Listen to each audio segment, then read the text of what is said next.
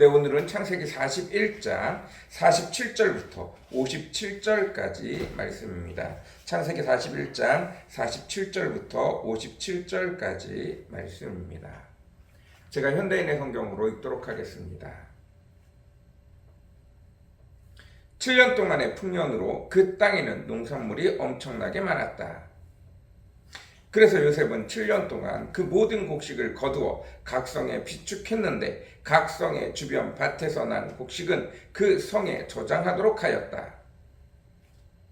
이와 같이 요셉이 거두어 저장한 곡식이 바다의 모래처럼 많아 비축량을 계산할 수가 없었다.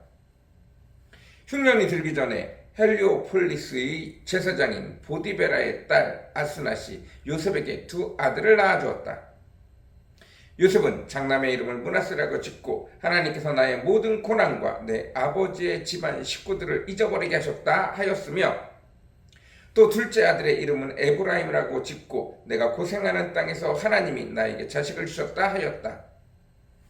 이집트 땅에 7년 동안의 풍년이 끝나고 요셉의 말대로 흉년이 시작되었다. 이때 다른 나라에는 기근이 들어 굶주렸으나 이집트 전역에는 식량이 있었다. 그러나 이집트에도 서서히 기근이 찾아들자 백성들은 바로에게 식량을 달라고 부르짖었다. 그래서 바로는 모든 이집트 사람들에게 요셉에게 가서 그가 시키는 대로 하라고 하였다. 이집트 전국에 기근이 더욱 심각해지자 요셉은 모든 창고를 열고 이집트 사람들에게 곡식을 팔았다. 그리고 기근이 온 세상을 휩쓸고 있었으므로 다른 나라 사람들도 요셉에게 곡식을 사려고 이집트로 몰려들었다. 아멘. 오늘은 창세기 41장 47절부터 57절까지 말씀입니다.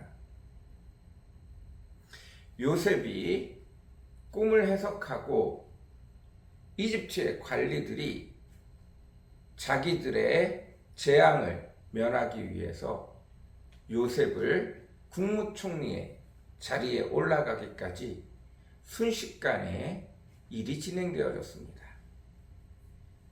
이집트의 유명한 장관들, 이집트의 똑똑한 정치인들은 요셉을 방패막이로 삼으려 하였던 것입니다. 정말 꿈대로 7년 풍년이 오고 7년 기근이 오면 누구도 감당할 수 없다고 생각했습니다. 자기들의 힘으로는 도대체 7년 풍년 동안 많은 곡식을 저장하여 7년 기근을 감당할 수가 없었습니다. 아직까지 그들의 실력은 7년의 풍년을 저장해서 7년의 기근을 대비할 실력이 안 된다고 생각한 것입니다. 그래서 만약 꿈대로 7년 풍년이 오고 7년 기근이 오면 말 그대로 요셉을 방패막이 삼고, 만약 꿈대로 이루어지지 않으면 저건 가짜다 해서 요셉을 죽이면 그만입니다. 7년 풍년이 아니라 1, 2년 풍년 오다가 평타 치고 또 기근도 1년 오고 이렇게 왔다 갔다 하면 요셉이 거짓말을 했다 그리고 죽여버리면 끝나요. 그런데 진짜로 7년 풍년이 오고 7년 기근이 오면 무엇이 되죠?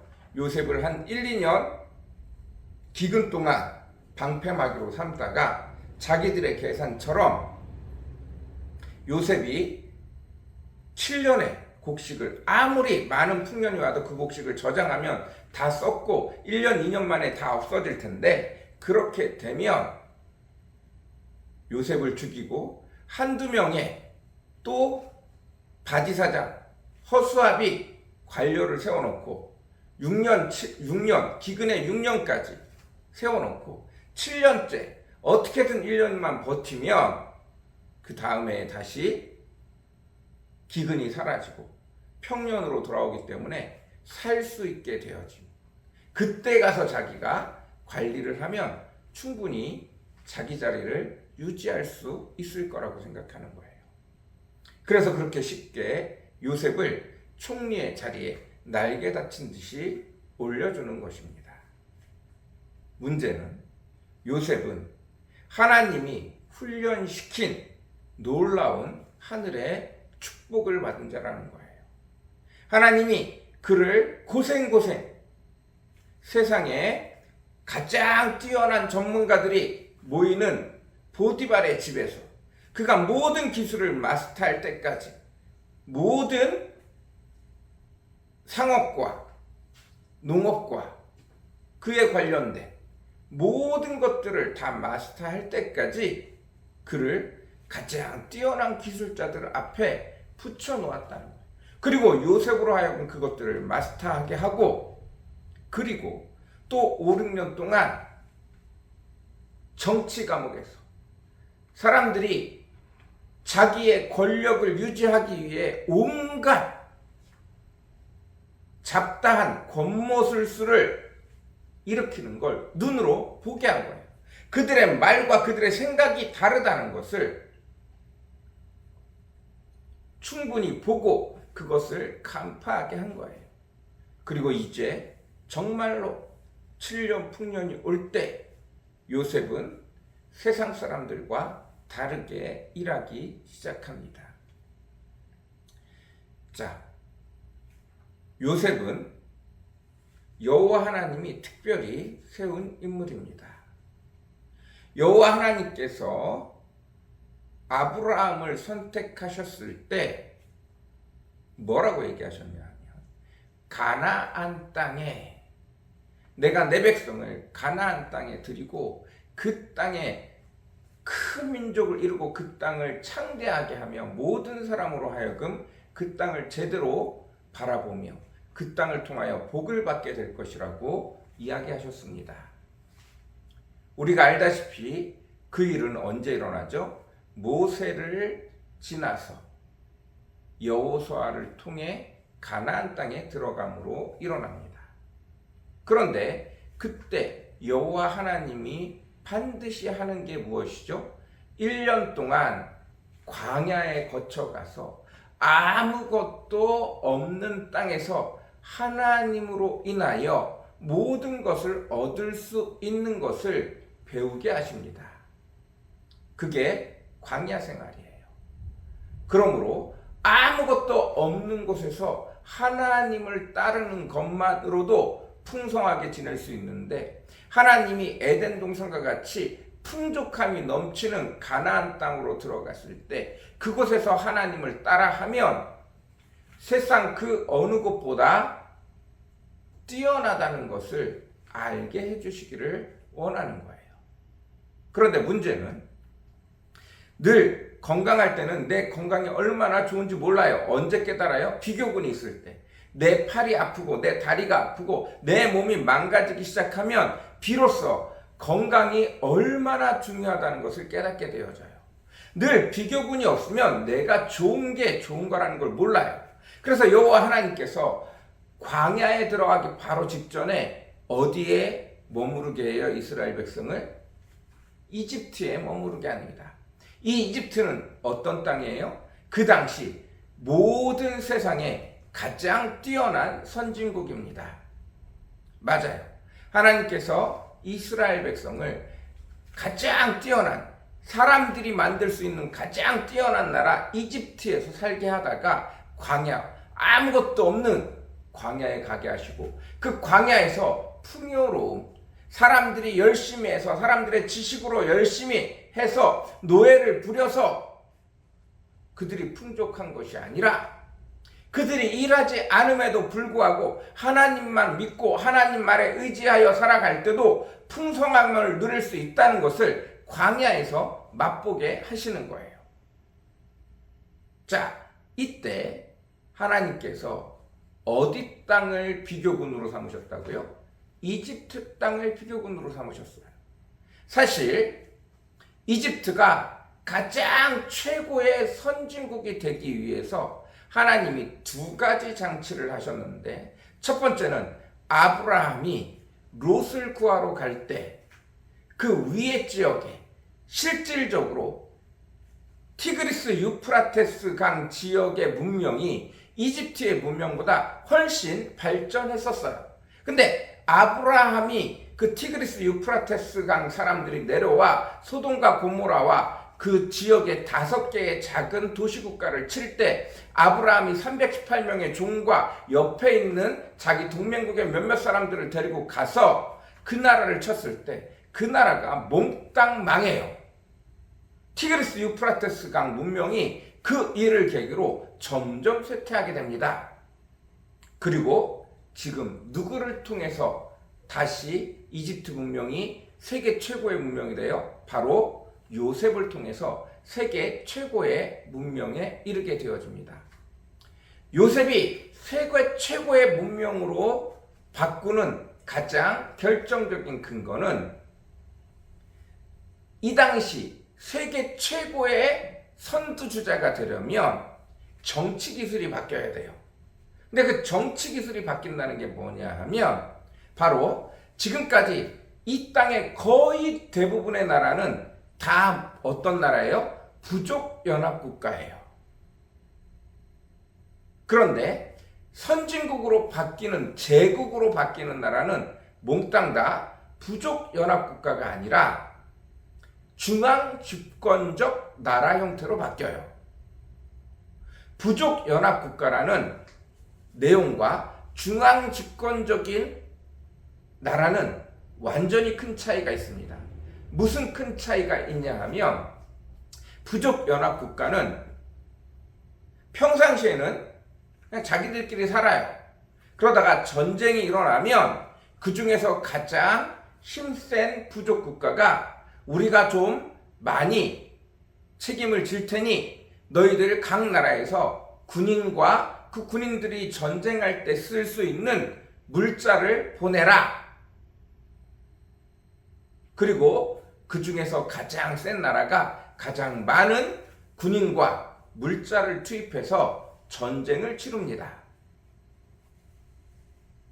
때마다 시마다 이러면 전쟁이 잘 안 돼요.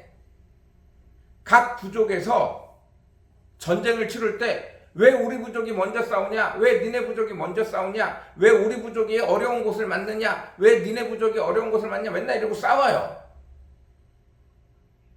그래서 전쟁이 제대로 될 리가 없습니다. 뿐만 아니라 그 나라가 제대로 성장할 리가 없어요.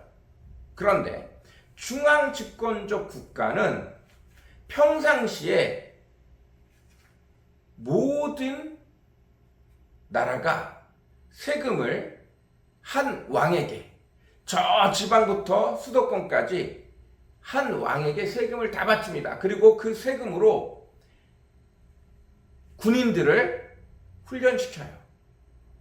전쟁 때만 나오는 게 아니라 평상시에 각 지역에서부터 거둔 세금으로 각 지역에서 군인들을 뽑아 올려요. 그리고 수도권에서 늘 언제나 전쟁에 대한 대비를 합니다. 상시로 전쟁에 대한 대비를 하는 거예요. 그래서 일사불란하고 누가 싸우네 마네 이런 것도 없어요. 훨씬 빠르고 훨씬 민첩하고 훨씬 센 나라가 되어집니다. 이게 이루어지기에 가장 중요한 것이 무엇이냐 하면 바로 세금이 중앙으로 거치는가 거치지 않는가예요. 보통 부족국가에서 중앙집권적 국가로 넘어갈 때 가장 많이 하는 것이 중앙에 있는 나라가 지방에 있는 나라들을 쳐서 이겨야 돼요. 근데 사실 그게 어려워요. 왜 어렵냐 하면 집안 식구들이 다 엮여 있어요. 서로 혼인으로 이렇게 저렇게 엮여 있어요. 그래서 피비린내 나는 싸움을 통해서 자기 친척들을 죽여야만 중앙 집권적인 나라가 될 수 있습니다. 그것이 굉장히 어려워요.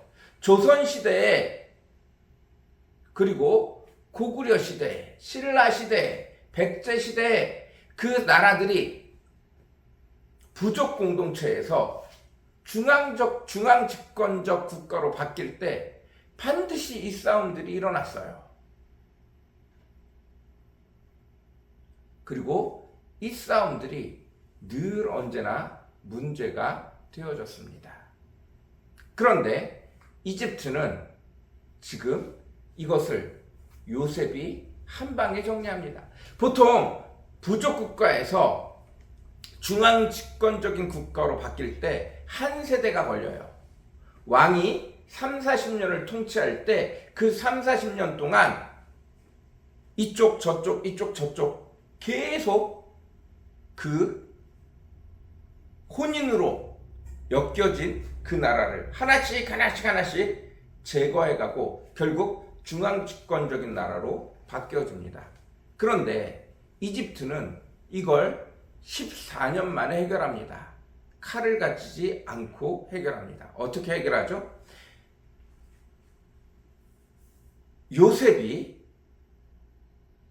이집트를 크게 5개의 권역으로 나눕니다. 그리고 그곳에 커다란 창고를 지어요. 그리고 농사를 짓고 나면 나라의 세금으로 7년 기근을 대비한다는 목적으로 나라의 세금을 바치게 합니다. 자, 얼마를 바치게 하냐면 10분의 1을 바치게 해요. 자, 원래 5분의 1이 세금이에요. 그 당시에 원래 세금이 5분의 1이에요. 자, 쌀을 10개를 수확을 했어요. 그러면 5분의 1이 세금이에요. 20%가 세금이죠. 그러면 쌀 2개를 세금으로 바칩니다. 그럼 8개 갖고 먹고 사는 거예요. 자, 그런데 풍년이 왔어요. 풍년이 왔어요. 그래서 쌀이 10개가 아니라 쌀이 20개가 생산이 됐어요. 20개가 생산이 됐어요. 그럼 원래 그 지방 영주들이 또다시 몇 개를 가져가요? 20개 중에 4개를 가져갑니다. 그리고 난 다음에 이집트 왕이 흉년을 대비한다고 그러고 2개를 또 가져가요. 그럼 몇 개가 남아요? 4개, 2개, 6개, 14개가 남아요. 즉 다시 말해서 먹고 사는데 8개면 되는데 몇 개가 남는 거예요? 14개가 남는 거예요. 그러니 이집트 왕에게 10분의 1, 2개를 주는 게 그렇게 문제가 되지 않아요. 기쁨으로 그냥 2개를 줍니다. 원래 부족 국가는 4개를 가져가요. 근데 이 2개를 7년 동안 꼬박 모읍니다. 내는 사람들도 그렇게 부담 없이 내는 거예요. 자, 이렇게 내고 나서 어떻게 돼요? 드디어 흉년이 오기 시작합니다. 부족 국가들은 요셉처럼 지혜가 없어서 그들이 이 관리들이 생각했던 것처럼 쌀이 넘쳐나도 그걸 소비하지 않으면 어떻게 돼요? 썩어버려요. 그래서 그들은 그걸 다 소비해버립니다. 흥청망청 소비를 해버려요. 그리고 기근이 왔을 때 1년, 2년 사이에 그 사람들이 가지고 있는 걸 다 써버렸어요. 근데 요셉은 아주 크고 그가 각 지역의 기술자들로부터 받은 큰 그 기술로 큰 저장고를 만들고 쌀을 전혀 풀지 않았어요. 그러고 있다가 2년이 지나고 3년이 될 때 사람들이 우리 곡식이 다 떨어졌습니다. 쌀을 주십시오 하고 요셉에게 찾아올 때 요셉이 저장했던 쌀을 조금씩 풉니다. 처음에 흉년에 1년, 2년 동안은 자기들이 벌어놓은 걸로 하고 3년째가 돼서 드디어 각 부족마다, 각 나라마다, 각 지역마다 쌀이 다 떨어졌어요. 이제 요셉에게 찾아옵니다. 그럼 요셉이 돈을 받고 팝니다. 한 2년 정도 돈을 받고 팔아요. 그러면 4년이 지났죠. 이제 5년째 되면서부터 돈도 없어요. 흉년이 계속되면 돈도 없어요. 그럼 어떻게 되죠? 이제 물건을 갖다 팔기 시작합니다. 5년째는 어떻게 집안에 있는 먹을 것 빼고 다 갖다 팔기 시작해요.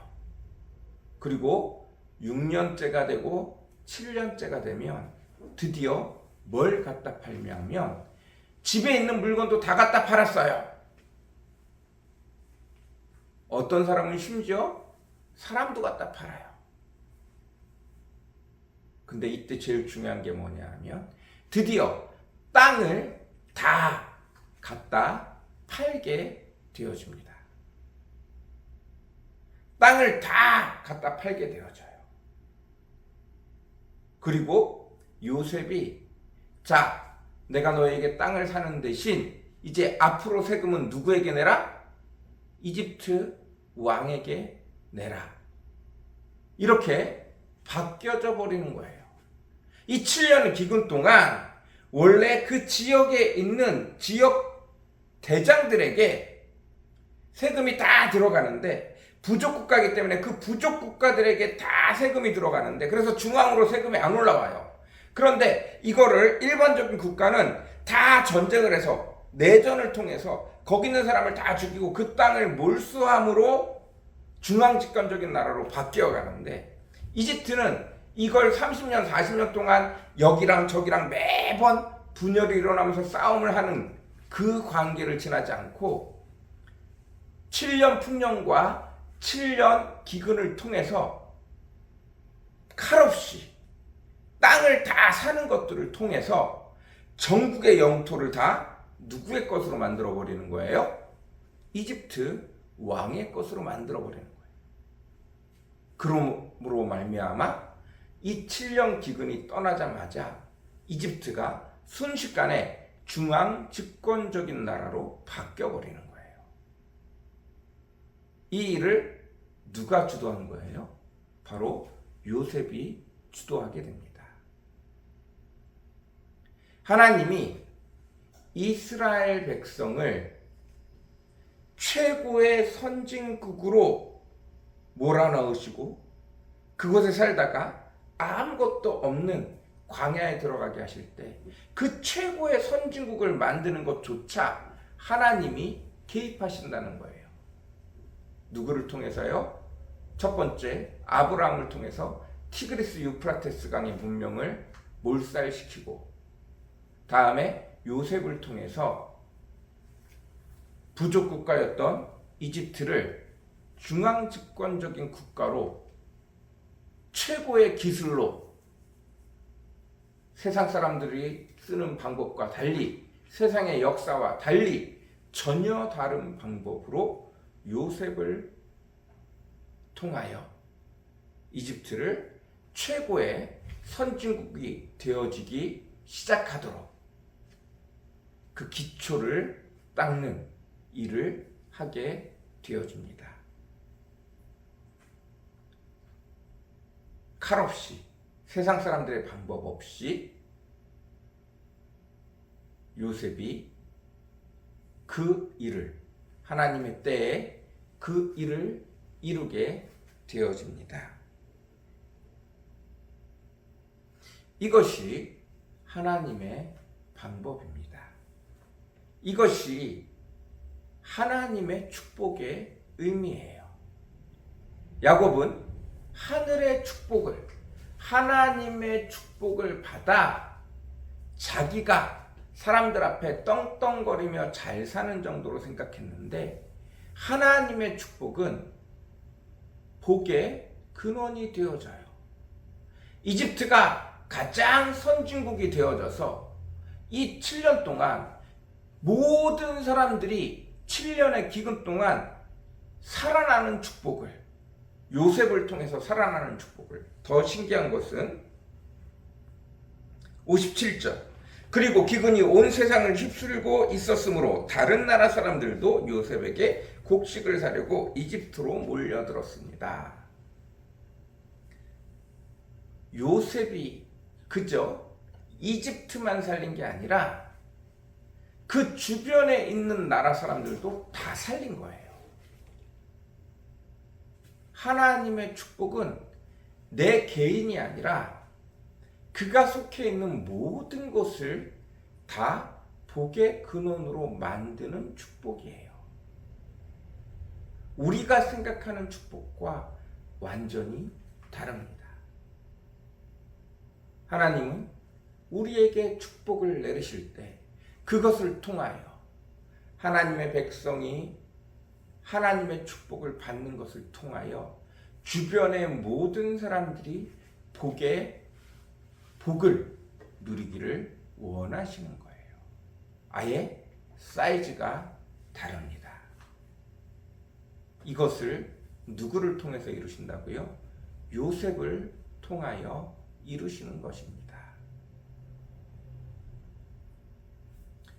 여러분, 하나님의 일하심, 하나님의 크심에 대해 깊이 생각할 수 있는 저와 여러분이 되어줬으면 좋겠습니다. 하나님은 늘 우리 사이즈와 다르신 분이에요. 우리와 하시는 일의 크기가 너무나도 다릅니다. 하나님이 축복을 내리실 때는 반드시 그 축복으로 누군가를 내가 잘 사는 것뿐만 아니라 누군가를 구원하게 하십니다. 누군가에게 어려움으로부터 탈출할 수 있는 힘을 함께 주시는 거예요. 작게는 내 가족, 크게는 나와 관련된 사람, 더 크게는 내 지역, 더 크게는 내 나라가 하나님의 백성으로 인하여 살아나는 일을 이루기를 원하시는 것입니다. 그 축복이 저와 여러분에게 늘 있기를 간절히 사모합니다. 여러분이 여러분 사이즈가 아니라 하나님의 축복의 통로가 되어 힘들고 어려운 그때를 여러분을 통해 기쁨으로 넉넉히 이기고도 남음이 가득한 축복의 통로들이 되어지시기를 간절히 사모합니다. 같이 기도하겠습니다. 사랑과 은혜가 풍성하시고 거룩하신 주님, 하나님이 야곱에게 하나님의 축복은 이렇게 사용하는 거야 하고 명확하게 보여주십니다. 요셉은 내가 왜 그 고통을 당해야 됐는지, 내가 왜 그 어려움을 당해야 됐는지, 그리고 내가 설마 이런 일을 할까 생각했지만 하나님이 일하기 시작할 때는 사람의 상상을 뛰어넘는 놀라운 일을 행하십니다. 하나님은 이미 이것을 계획하시고 요셉을 아무도 없는 곳에 홀로 떨궈서 은닉과 타궐이라는 방법으로 피눈물 나게 훈련시키셨습니다. 그리고 때가 되어짐에 그 당대에 뛰어난 정치가들이 바글바글한 이집트에서 아무도 요셉을 건들 수 없을 만큼 탁월하게 하시고 그에게 힘을 주시고 지혜를 주시고 능력을 더하여 주셔서 결국 자기 꾀의 그 관리들이 다 빠져버리고 아무도 요셉을 건들 수 없을 정도로 뛰어나게 하셨습니다. 하나님, 이 놀라운 축복을 우리도 알게 허락하여 주옵소서. 요셉만큼은 못 되더라도 하늘의 축복을 받아 내 가족, 내가 사랑하는 사람들, 내 주변의 사람들, 내 기업, 나와 함께 있는 사람들에게 아버지 하나님 축복의 통로가 되어지도록 주님 은혜를 베풀어 주옵소서. 함께하여 주옵소서. 늘 사람의 크기가 아니라 하나님의 크기로 일하신다는 것을 알게 허락하시고 우리가 그 자리에 들어설 수 있는 저와 우리 성도들 되어지게 도와주옵소서. 감사합니다. 예수님의 이름으로 간절히 기도드렸습니다.